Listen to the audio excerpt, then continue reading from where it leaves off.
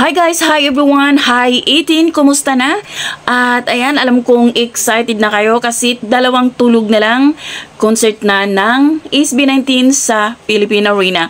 At alam kong marami talagang excited at nag-aabang kasi sabi nga ni Pablo, pagpasok pa lang sa Philippine Arena, experience na. Grabe yung ginawa nilang preparasyon, kung anong gagawin at anong plano nila sa kanilang concert sa Philippine Arena. Guys, panoorin natin si Justin at si Pablo. Mag-iiba yung feeling. Sa laki ng stage na yon, makikita nyo po kung gaano talaga magiging very kakaiba.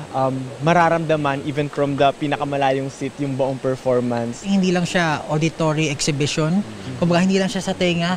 Lahat ng elemento talagang makapanindig balahibo. Ganun po yung plano namin na parang pagpasok mo pa lang sa Philippine Arena, experience na siya. Ramdaman yung mga tao sa paligid mo, parang dadaling ka talaga sa medieval era na even yung mga sound, yung areglo, malalaki, yung para kang tinatawag ng